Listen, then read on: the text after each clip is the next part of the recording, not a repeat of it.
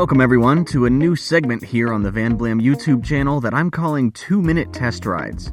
Viewers ask me for my take on various motorcycles all the time, but I don't always get the opportunity to film a comprehensive review of every bike I ride. My hope is that 2-Minute Test Rides can be my go-to format for those cases where I get just a little bit of seat time on a motorcycle and have just a little bit to say about it.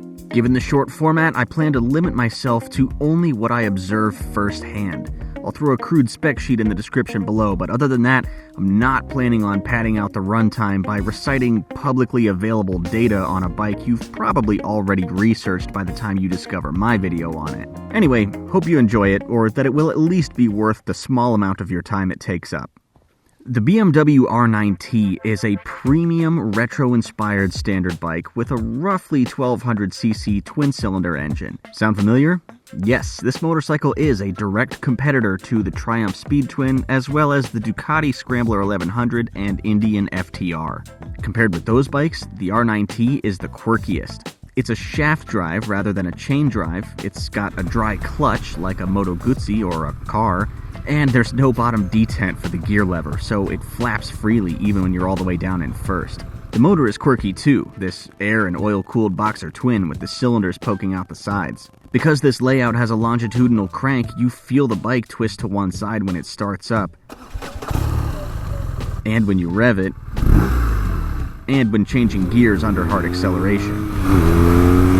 With 109 ponies and 85 foot-pounds of torque, the R nineT's power figures are fairly high among its direct competitors. It's important to note, however, that peak torque comes all the way up at 6,000 RPM. This motor wants and needs to be revved. It takes a little more gas than you might expect to get started from a stop, but once you get that thing spinning, man, it goes like hell.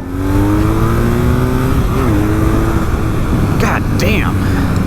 The riding experience feels pretty sporty, and although I do adore the Michelin Road 5 tires that come standard on the R nineT, this bike has the right suspension and braking componentry to take advantage of sportier rubber than this. If the adjustable inverted forks and big Brembos are more than you feel you need, you can save $5 or $6 grand by opting for the more Spartan R nineT Pure.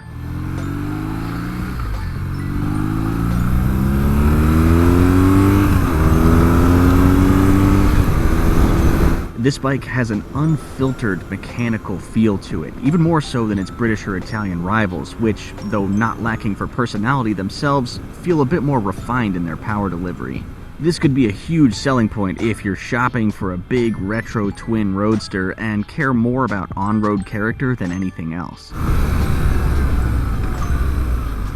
Well, that's about all I took away from my brief test ride on the R nineT. Like I said, short and sweet.